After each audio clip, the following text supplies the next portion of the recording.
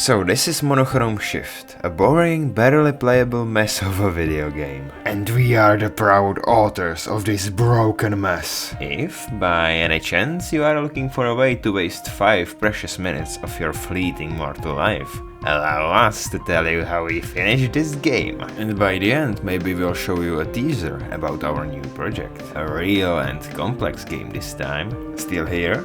Fantastic. Let's get right into it. Alright. Player character.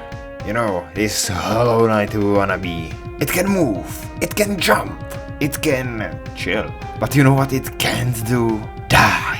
And come back from death like Jesus. How is our character supposed to bring the world salvation if he can't even cheat death? Let's fix that. First we drew these animations for death and respawning. And we implemented them without any sort of problem, and I'm just messing with you, of course. There were tons of bugs.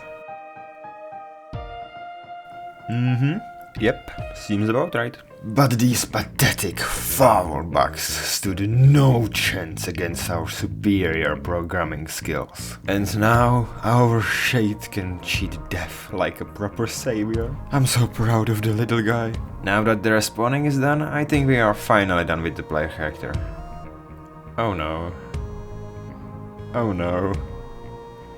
The movement is fucked. Platformers! You know, those games where you jump from platform to platform.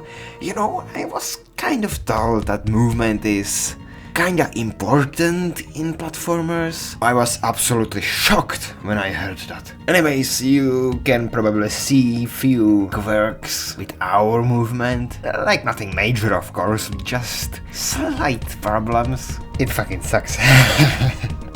It fucking sucks, the movement is terrible, what the fuck?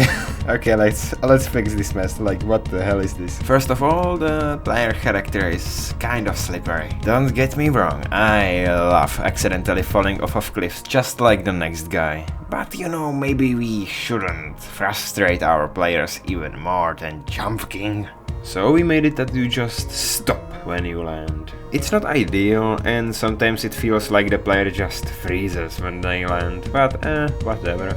We also added some of the traditional platformer features, you know, stuff like the coyote time, or the thing that when you like jump before you land, so it jumps for you automatically, stuff like that. You know, all those wonderful features that will make you feel like you're actually good and don't suck at the game.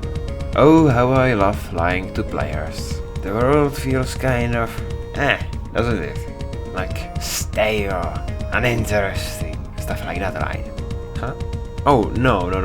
This time it isn't because of that cheap MS Paint looking ass background. It's because we still haven't added particles.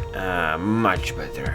We used the particles to add more character to the environment. You have the soft solemn rain in the lush past and the howling wind in the desolate future. We also added some particles for the player and for the time travel. Next on the list were checkpoints. We chose to make them monochrome because, you know, I think it's obvious you're a smart cookie and you can figure it out. Stop everything. Do you hear that? The sound of nature.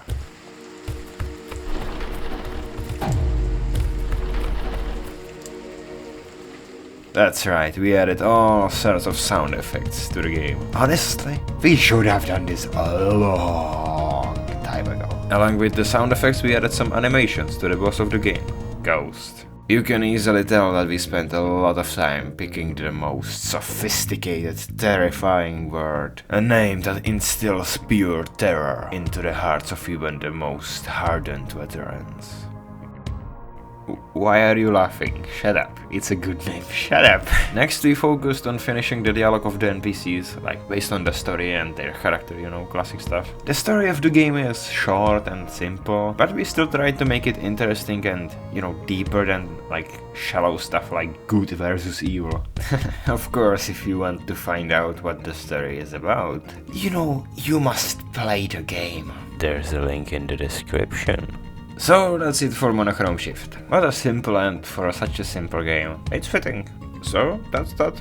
But we have still some massive news to share. You know, originally we planned to make small games for a few years, you know, to train and get good enough to actually make a large game, like a good one. But we found it hard to actually like motivate ourselves to work on games we don't want to make. Plus by now we have actually been developing games for a few years, so we finally feel ready to take that next step. It is time to make a commercial game, one which will be released onto Steam. An actually large and hopefully interesting game, unlike the tiny mini games we have been making thus far. At this very moment we are in the middle of developing such a game, but it will take some time before we have something interesting to show. Well, we can't wait to tell you more about it, but that's the subject of another video. For now, thank you for watching and have a beautiful day.